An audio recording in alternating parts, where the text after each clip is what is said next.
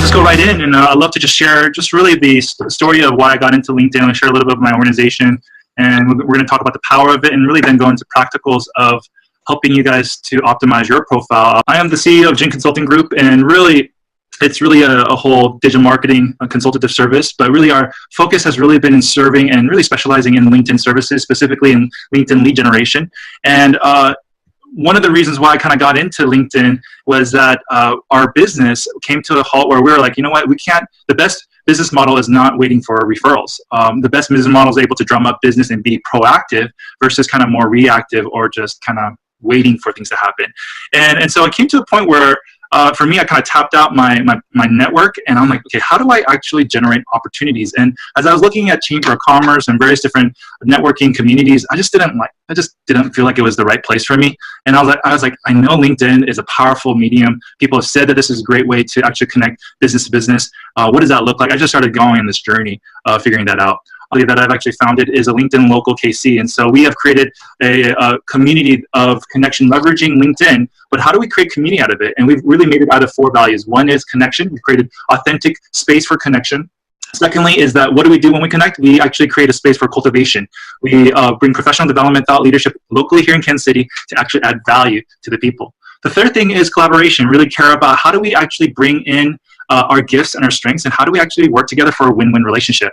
And everything that you see in LinkedIn Local, whether it's the website, the social media, to the LinkedIn videos, to the LinkedIn podcast that's going to be posted up soon, all of that has been just people not critiquing, but actually desiring to collaborate and to help out with that. And then really, what is it all unto? It's unto community, to create community and impact community. And so all the net proceed ticket sales go to a local nonprofit charity that's doing good in the city. And we often say, hey, if you work for a nonprofit, if you are doing a great cause in the city, we love to just amplify that voice. And it's been a fun way to actually leverage both worlds of the digital world as well as the old school handshake, which we all have to do. And that's the best place where we can actually generate the greatest business.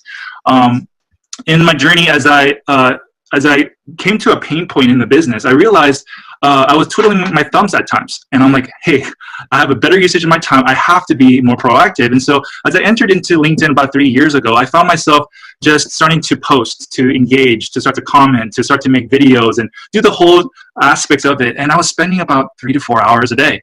And after a while, I started to realize, oh my gosh, I'm like stirring up 30 to 40 prospective conversations that are somewhat interested in my service. And I was able to really target the ideal niche. Now, just imagine doing 3 or 4 hours just on LinkedIn for 4 months straight. Well, what ended up happening was I got really burnt out. I was like, I can't keep doing this. I can't keep engaging on this. I mean, although it's fun to see the activity, but it was hard for me to do it consistently and want to have the motivation to execute.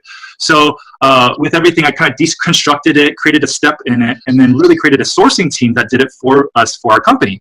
And it was funny because we first did it for internal usages for our consultancy for digital marketing, as well as kind of our business consultancy. And what we found was that it was really awesome. Like at one point, I was able to generate personally 100 to 120 appointments per month. Half of it was about phone calls, half of it was face-to-face. Now, I am an introvert, and for me to talk to that many people and have to follow with that many people, after a while, I was like, oh my gosh, I can't do this. But I realized, hey, I needed to test the limits of our system to see how much we can actually generate for an individual. And what we found was that it was pushing out so much personal branding, so much personal exposure to my ideal client niche that it was such a powerful thing that in a 4-month period of time, I was named one of the social media influencers in Kansas City. And I wasn't even trying. I was just doing it for fun and kind of testing out our limits. And it was funny because when you say hello to all the CEOs in Kansas City and you reach out and say hello to 15 to 20,000 CEOs, you tend to get noticed after a while. And so what we can do basically is make someone famous within a certain sector or vertical or a certain ideal niche. And we can really focus our efforts in a certain geolocation. And that was really important for me because of this. As a family, as I was doing consultancy, I was spending about over 70% of my time outside of Kansas City. And that's hard when you have a 6'4" and 1-year-old. I wanted to be home.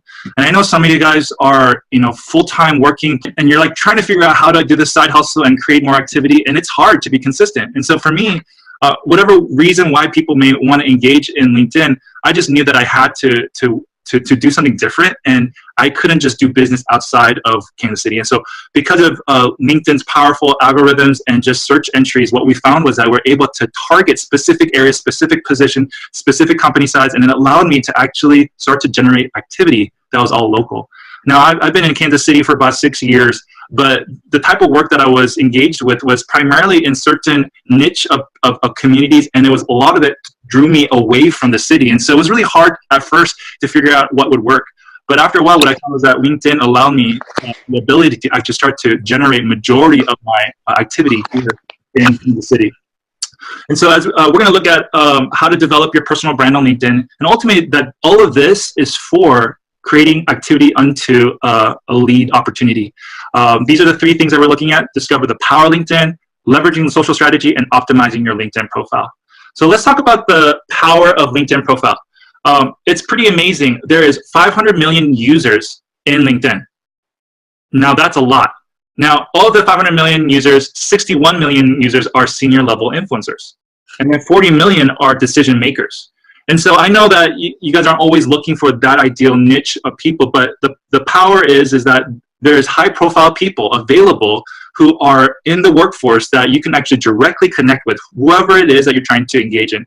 And this is all the way into big companies, all the way to solopreneurs. And people have used this, and if you've actually engaged in LinkedIn, it's a very positive platform where people are adding value and just talking about their professional work and services. And it's starting to create a lot of community. And what you'll find is that for marketers, they actually see, for business-to-business relationship, they see 94% of the marketers prefer this channel above all else. And what we find is that one of the best drivers of business-to-business traffic is actually LinkedIn.